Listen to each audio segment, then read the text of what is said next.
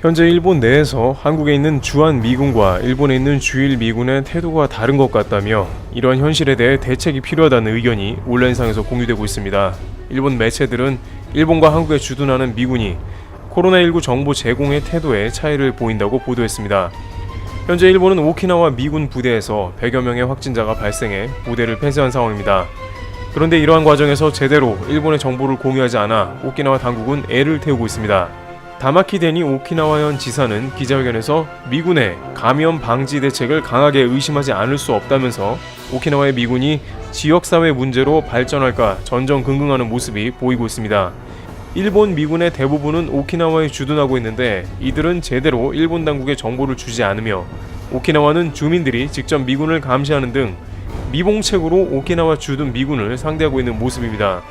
또한 확진자의 격리도 오키나와의 차탄 호텔을 빌려 감염자를 따로 격리하고 있는 모습인데 이 역시 오키나와 현의 주민들을 배려하지 않고 위험한 처사라고 강력 항의를 하고 있는 것입니다. 일부 오키나와 주민들은 오키나와 미군 부대인 텐마 비행장 등에 나와 주민들의 목숨을 위협하는 미군 부대는 관련 정보를 제공하라고 시위하는 등 코로나 문제로 미군과 갈등이 심각해지는 모습입니다. 이렇게 오키나와에서 예민한 것은 섬지역 특성상 의료 붕괴 사태로 이어지기 더 쉽기 때문입니다. 근 2개월 동안 확진자가 제로였기 때문에 이러한 분위기를 미군이 완전 뒤바꿔 놓았다는 것입니다. 미일 방위 합의로 인해서 제대로 코로나 관련 정보가 일본 측에 넘어오지 않아 어려움을 겪는다는 것입니다. 반면 한국의 상황은 일본과는 차이가 난다며 주한미군은 투명하게 정보를 공개한다는 것입니다. 한국에 주둔하는 미군에서 코로나 확진자가 나오면 즉시 밝히고 격리시설로 보내진다는 것이죠. 오키나와에서 일반 호텔에 격리되는 것과는 달리 한국은 오산 기지와 캠프 험프리스 등으로 보내집니다. 주한미군은 나이와 동선도 공개된다는 점도 차이가 나서 오키나와 주둔 주일 미군과 차이가 심하게 난다는 것입니다. 오키나와에서는 감염자 폭발 이후에 뒤늦게 당국의 요구로 미군들이 근처 쇼핑몰과 식당에 방문했다는 것이 알려져 군부대 주변 업소의 직원 130여 명이 PCR 검사를 받는 등 자칫 지역 집단 감염의 위험 요소가 있는 것입니다. 이와 같은 소식이 알려지자 주요 포털에서는 전 세계에서 가장 많은 돈을 주일 미군에 지불하는 일본이지만 그에 걸맞은 대우를 못 받는 게 아니냐며 불만의 목소리가 여기저기서 터져나오는 모습을 보이고 있습니다. 일본 정부에서도 고노다로 방위상이 부랴부랴 기자회견을 열고 제1미군의 감염 방지책에 문제가 있으며 엄격하게 확인을 할 필요가 있다고 지적했습니다. 그는 주일 미군의 감염 확대 방지 대책 중 일부 문제가 있는 것을 발견했다고 말했으나 무슨 문제인지 묻는 기자의 질문에는 답변을 피하는 모습을 보였습니다. 한편 자조적인 의견도 보이는데 각종 포털 커뮤니티 등에서는 일본 당국이 코로나 검사를 제대로 하지도 않고 은폐하니까 미군도 그와 비슷하게 숨기는 게 아니냐는 의견도 나옵니다. 한국은 투명하게 검사하고 동선 추적 등 모든 코로나 관련 방역 시스템이 제대로 작동하고 있으니 미국도 그에 적극 동조해서 각종 정보를 주고받는 선순환이 되는데 일본은 미군은 물론이고 정부에서도 제대로 동선 추적도 안 되고 검사도 안 해주니 미군도 아니라다는 것입니다. 실제 일본 도쿄의 경우 최근 일주일간 200여 명 내외의 감염자가 속출하고 있지만 절반 이상이 동선 추적에 실패하며 사실상 코로나 관련 역학조사가 거의 제대로 이루어지지 않아 다시 긴급사태를 선언해야 한다는 말이 나오고 있습니다. 한 일본 공중파 방송에서는 일본 당국이 제대로 검사를 안 한다며 관련 자료를 공개했는데 기가 막힌 모습이 나옵니다. 날짜별로 확진자가 많이 나오자 검사하는 숫자를 점점 줄이는 모습이 확인되고 있는 것입니다. 지난 10일 243명의 확진자가 나왔을 때는 3,800명이 검사했고 11일에 206명의 확진자가 나왔을 때는 2,000명이 검사했습니다.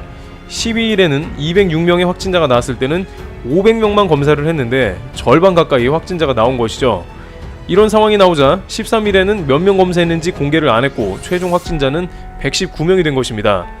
확진자가 많이 나오면 검사 숫자를 줄여서 확진자 숫자를 낮추고 도쿄에서 200명이 넘는다고 연일 보도가 나가자 아예 검사를 거의 하지 않아서 100명대로 줄인 게 아니냐는 의심이 제기되고 있는 것입니다.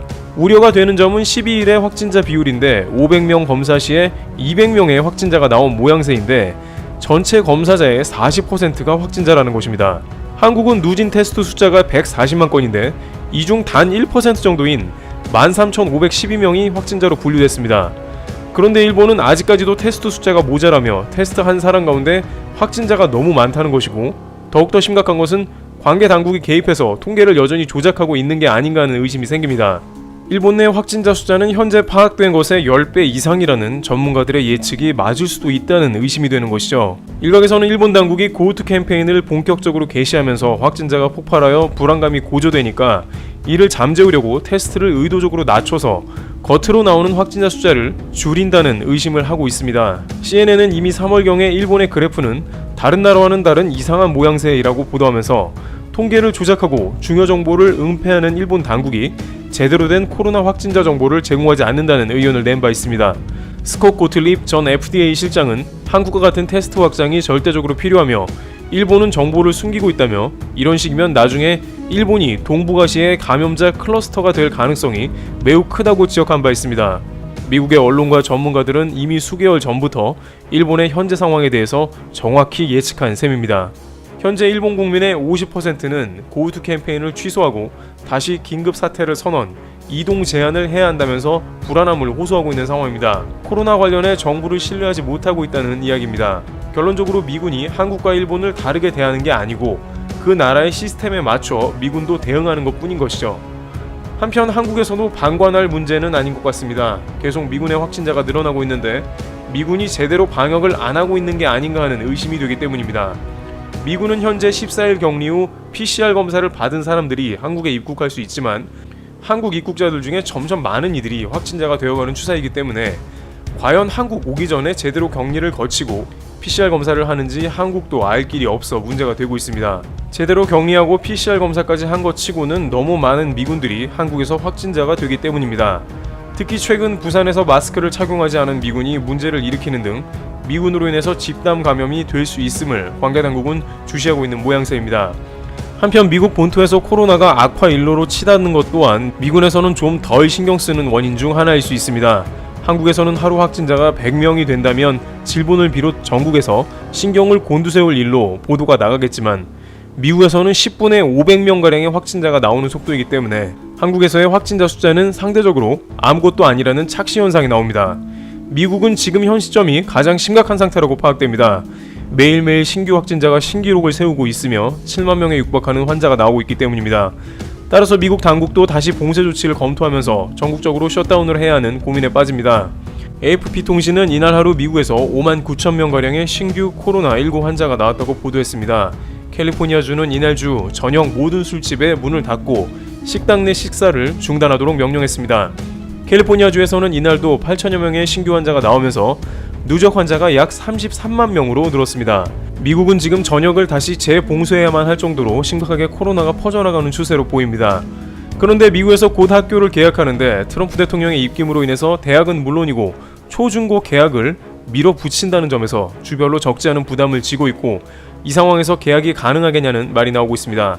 트럼프 대통령은 경제 정상화와 교육계 정상화를 위해 억지로 봉쇄를 풀고 가을 학기를 오픈하려고 합니다. 그러나 지금 같은 상황에서 트럼프 대통령의 행보는 오히려 국민 안전에 해가 되므로 지지율에 마이너스를 가져올 수 있기 때문에 트럼프 정당인 공화당 내부에서조차 악화일로를 걷는 코로나에 대해 우려를 더하고 있습니다.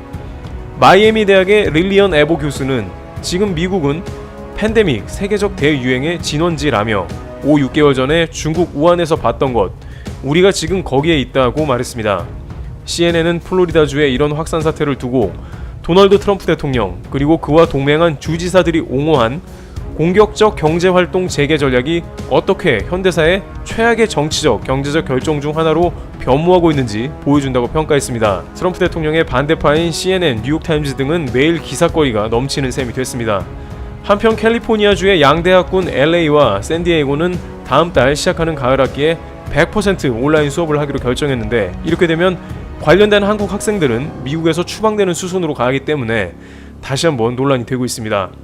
이런 상황이다 보니 한국에서는 미국이 경계가 됩니다. 사실상 미국은 방역 포기 상태이기 때문에 한국은 미군을 비롯해서 미국발 감염자 입국에 신경을 곤두세우고 있으며 현재 국내 감염자보다 해외 감염자가 매월 늘어나는 추세로 이에 대한 대책을 마련해야 한다는 목소리가 나옵니다.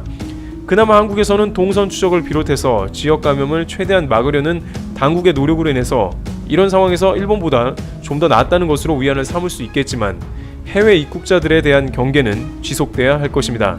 전문가들은 가을 겨울에 훨씬 심각한 팬데믹 국면이 이어진다고 말하고 있습니다. 한국은 최대한 전 세계에 오픈한 상태로 경제를 가동한다는 방침을 보여주고 있습니다만 미국을 비롯해서 동남아까지 우죽순으로 퍼져나가는 코로나 기세에 관련 정책을 고민해야 할 수도 있습니다.